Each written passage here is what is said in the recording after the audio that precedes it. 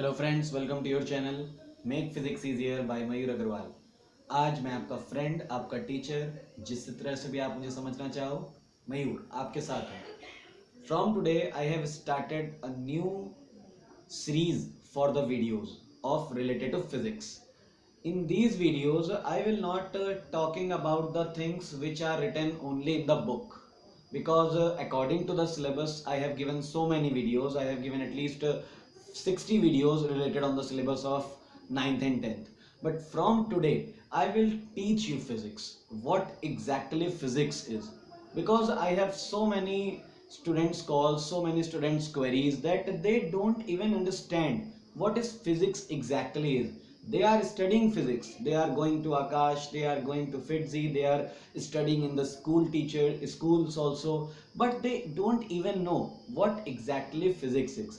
Physics को सिर्फ हम लोग इतना समझते हैं कि बस हम लोगों ने नेट पे डाल दिया व्हाट इज फिजिक्स, जो आंसर दे दिया बस उसे एक्सेप्ट कर लिया, बट कब हम उसे एग्जैक्टली समझेंगे? तो आज से मैं एक ऐसी सीरीज शुरू करने जा रहा हूं जिसमें मैं आपको टॉपिक के बिल्कुल डेप्थ तक हटकर, सिलेबस से हटकर टॉपिक की डेप्थ के बारे में हम लोग आज से जो भी मेरे वीडियोस आपको मिलेंगे उसमें हम लोग ये सब बातें करेंगे। तो सबसे पहले आज जो मुझे आपको एक्सप्लेन करना है वो है what is physics. For your kind information, I want to tell you that physics is very interesting subject. It is the branch of science. In this branch, we deal all the natural phenomena and all the natural things which are happening around us. हमारे आसपास जितने भी phenomena हो रहे हैं, जो भी natural process हो रहे हैं या उनमें से कुछ आर्टिफिशियल प्रोसेस भी जो हो रहे हैं, तो उनके पीछे क्या रीजन है, क्या उनका प्रिंसिपल है। सपोज मैं आपके सामने बोल रहा हूं और आपको सुनाई दे रहा है, दिस इज फिजिक्स। हमारे आसपास से साउंड एनर्जी का जो प्रोपेगेशन होता है, जो हमारे कानों तक साउंड एनर्जी आती है, उसके बाद अगर हम देखें तो हीट एनर्जी से चीजों का टेम्परेचर बढ़ता है, तो इन सभी चीजों का जो एक्सप्लेनेशन किया जाता है that will read under the physics. ये सारी चीजें हम लोग फिजिक्स में स्टडी करते हैं। जब हम बात करते हैं केमिस्ट्री की, so in chemistry we deal with the internal structure and the internal composition of the elements. उसमें हम लोग इंटरनली चले जाते हैं केमिस्ट्री में। लेकिन अगर हम फिजिक्स की बात करते हैं तो फिजिक्स में हम सिर्फ और सिर्फ बाहर की चीजों पर, बाहर जो भी मैटर है उस मैटर का जो बिहेवियर है, स्पेस और टाइम के साथ उसके जो बिहेवियर में चेंजेस होते हैं, ये सारी बातें हम लोग करते हैं फिजिक्स में। सो बेसिकली अगर मैं एक लाइन में आपको बताऊं what is physics, so physics is the study of nature only. सिर्फ नेचर की स्टडी करना ही सब फिजिक्स में आता है। नेचर में जितनी चीजें हैं उन सब में से आप कोई भी चीज उठा लो, उसकी स्टडी करना, that is physics. Physics word जिस रोमन वर्ड से, जिस एंशिएंट ग्रीक वर्ड से आप कह सकते हो, सॉरी रोमन तो नहीं कहूंगा मैं, ग्रीक वर्ड जिससे फिजिक्स से बना है, तो उसका मतलब ही होता है knowledge of nature. Physics word का अगर हम एंशिएंट ग्रीक वर्ड के अकॉर्डिंग ट्रांसलेशन करें, so the meaning of physics will come knowledge of nature. मतलब नॉलेज ऑफ नेचर का, कि नेचर के बारे में, हमारे इन्वायरमेंट के बारे में, नेचुरल फिनोमेनास के बारे में जो भी इंफॉर्मेशन हम गेन करते हैं, जो भी प्रोसेस हम पढ़ते हैं, उनके पीछे क्या प्रिंसिपल्स हैं, उनके पीछे क्या लॉजिक्स हैं, those all will study in physics. वो सभी चीजें फिजिक्स में पढ़ी जाती हैं। मैं बहुत सारे एग्जांपल आपके सामने रख सकता हूं। सपोज हम लोग बात करते हैं फैन की। अब बेसिकली अगर हम फैन में फिजिक्स ढूंढने जाएंगे तो हम बहुत ज्यादा अंदर डेप्थ तक पहुंच जाएंगे, फिर भी इसकी जो डेप्थ है वो नहीं खत्म होगी। रीजन उसका ये है because it is the combination of so many physical processes. अब अगर आप फैन के बारे में इंफॉर्मेशन की बात कर रहे हो, तो फैन तो आप अपने बचपन से ही अपने घर में देखते हो, लेकिन बचपन में सिर्फ आप इतना जानते हो कि हाँ ये घूमने वाली चीज है जो हमें हवा देती है। फिर जैसे जैसे आपका लेवल, आपका स्टैंडर्ड बढ़ता है, आपकी मैच्योरिटी बढ़ती है, आपका level of consciousness, level of thinking बढ़ता है, उस तरह धीरे धीरे आप प्रोसेस पढ़ते हो। जैसे क्लास 6 में बच्चे को पढ़ाया जाता है फोर्स। क्लास 6 में बच्चे को फोर्स की जब डेफिनेशन बताई जाती है तो सिर्फ इतनी सी बताई जाती है, force is a push or pull. Just it is a definition of force for class 6 student. But अगर आप क्लास 10th में हो तब आप फोर्स की डेफिनेशन जान सकते हो कि ये नहीं लिखते हो, then you will use another definition. It doesn't mean that this definition is wrong, but जो भी हम लोग फिजिक्स में डेफिनेशंस पढ़ते हैं, फिजिक्स में जो भी लॉज पढ़ते हैं, they are settled down according to syllabus, according to level of the student. Student किस लेवल का है. ऐसा नहीं है कि क्लास 6 का स्टूडेंट क्लास 10 की अगर डेफिनेशन पढ़ेगा तो वो उसे समझ नहीं सकेगा. It depends on the level of consciousness and level of thinking of that student. वो स्टूडेंट किस तरह से चीजों को देखता है. आपने 3 इडियट्स में भी देखा होगा, Aamir Khan was solving the 10th standard questions, but he can easily solve. Why?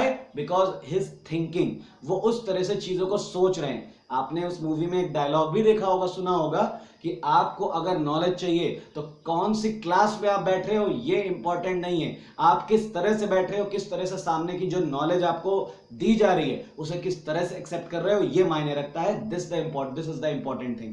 So we have to understand the concepts very clearly, then only we can make understand those concepts to the others. अगर हमें यही नहीं मालूम होगा कि physics क्या है, then what is the benefit of studying physics? तो फिजिक्स पढ़ने का फायदा क्या है, सिर्फ मार्क्स लाने के लिए? No, it is not like that. Marks लाने के लिए जो बच्चे पढ़ेंगे वो 10th स्टैंडर्ड तक या 11th तक 12th तक मार्क्स ले आएंगे, but they can not achieve any specific goal in their life. So for understanding physics you have to take from the base, you have to take all the things from the very base, very starting. So what is physics? Physics is the study of nature, study of all natural laws, all natural phenomena. हमारे आसपास rainbow. What is a rainbow? आपको मालूम है rainbow is the structure of band of 7 colors forming in the sky due to the atmospheric refraction and total internal reflection. ये सब रटने वाली बातें, आपने बस 2 वर्ड यूज कर दिए. Yes sir, total internal reflection is there and atmospheric refraction is there. So क्या आपको इसका मतलब समझ में आया पूरा? अगर आपको इसका मतलब समझ में नहीं आया तो आपके इन कीवर्ड्स को लर्न करने का कोई भी इंपॉर्टेंस नहीं है. उससे सिर्फ आप 10th क्लास तक मार्क्स गेन पर कर पाओगे. जब आप सीनियर क्लासेस में जाओगे, जब आप और भी हायर लेवल पर फिजिक्स पढ़ोगे, आपका कोई उस चीज का इंपॉर्टेंस नहीं रह जाएगी. सो बेसिकली हमें यह मालूम होना चाहिए रेनबो क्या है. सबसे पहले छोटी लेवल से स्टार्ट करते हैं. रेनबो बनता कब है? रेनबो बनता तब है जब हमारे आसमान में, हमारे एनवायरनमेंट में 2 चीजें हों, बारिश और धूप. दोनों चीजों की जब प्रेजेंस होती है तब रेनबो फॉर्म होता है. इतना ही कई स्टूडेंट्स बताने में घबराते हैं, नहीं बता पाते हैं सही से, because they have knowledge but they have only bookish knowledge. वो चीजों को रिलेट नहीं कर रहे हैं. Physics is very interesting subject students, I want to tell you. इतना इंटरेस्टिंग है कि अगर आप इसमें पढ़ने बैठो तो कभी भी आपको, जो हम लोग यॉर्निंग करते हैं, इस तरह की एक्टिविटी कभी आपसे नहीं होगी. जबकि मैं देखता हूं फिजिक्स पढ़ाते वक्त, चाहे मैं आज ऑनलाइन पढ़ा रहा हूं या मैं ऑफलाइन जब स्कूल में पढ़ाता था, तो कई बच्चे बोर हो जाते हैं because they are not relating the things which our teacher is telling to the nature. वो नेचुरल चीजों से उनको जोड़ नहीं रहे. They are thinking another things. That is why they are getting bored. अगर हम फिजिक्स में मन लगाने लगे तो कभी फिजिक्स किसी को बोर कर ही नहीं सकती है. इतना इंटरेस्ट होता है फिजिक्स में. तो जैसे कि मैं बात कर रहा था आपको रेनबो की. रेनबो में सबसे पहले आपको ये मालूम होना चाहिए हमारे एनवायरनमेंट में बनता है. 2 चीजें होती हैं, वहां पर बारिश का होना जरूरी है और सनलाइट का होना जरूरी है. जब बारिश के particles, when the rain drops, they are acting like small prisms. ये स्मॉल प्रिज्म्स की तरह बिहेव करते हैं, और जब लाइट इन ड्रॉपलेट्स में, वाटर ड्रॉपलेट्स में एंटर होती है, it suffers from 2 natural phenomena. पहला atmospheric refraction, then the second one is total internal reflection. वो ड्रॉपलेट्स ये 2 फिनोमेना कराती हैं, रिफ्रैक्शन भी कराती है और टोटल इंटरनल रिफ्लेक्शन भी कराती है. और उन दोनों प्रोसेस की वजह से हमें ऑपोजिट डायरेक्शन में, रेनबो का एक और इंपॉर्टेंट पॉइंट आपने नोट किया होगा, it will always form in the opposite direction of the sun. Sun के हमेशा ऑपोजिट डायरेक्शन में बनता है, बिकॉज जो भी लाइट रेज है वो वहां से टाइनी ड्रॉपलेट्स जो वाटर में, जो एटमॉस्फेयर में प्रेजेंट है, वो उन्हें टोटली इंटरनल रिफ्लेक्ट कराकर सामने पहुंचाती है स्क्रीन पर. और जब हम जानते हैं प्रिज्म की, ये जो प्रिज्म वर्ड मैंने लिखा है, इसकी प्रॉपर्टी होती है व्हाइट लाइट को 7 कलर्स में डेविएट करना. That is why the 7 band of 7 colors is formed in the sky. ठीक है, तो आपने जैसा कि देखा वर्ड सिर्फ रेनबो है, लेकिन इसमें कई सारी बातें आपके मिक्स हो रही हैं. रिफ्रैक्शन भी हो रहा है, टोटल इंटरनल रिफ्लेक्शन भी हो रहा है, डिस्पर्जन भी हो रहा है. ये तीन फिनोमेना बन रहे हैं, रिफ्रैक्शन, रिफ्लेक्शन एंड डिस्पर्जन। तो अगर आपको पूरी नॉलेज होगी, then you have not to just read from the book rainbow, you can easily explain with yourself.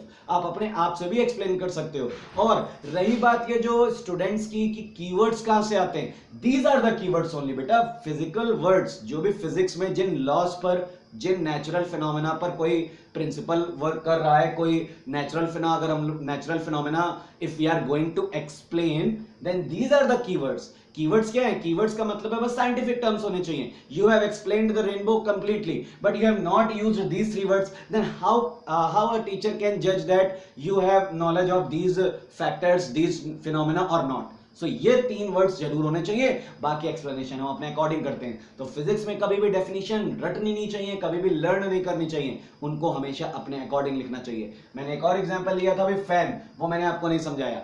Fan क्या है? फैन में हजार तरह के क्वेश्चंस बन सकते हैं, बट हम लोग बनाएंगे तब, हमारी थिंकिंग उस लेवल की होगी तब। अब एक इसमें कोई क्लास मायने नहीं रखती है, कोई एज मायने नहीं रखती है, हम किस तरह से सोच रहे हैं, that is the important thing. So अगर हम बात करें फैन की, सबसे पहले फैन क्या है? एक ऐसी डिवाइस जो हमें हवा देती है, ठीक, बट हम ये जानते हैं कि हवा को हम कोई प्रोड्यूस नहीं कर रहे हैं। Fan is not producing any air, fan is just rotating the air particles which are already present in the room.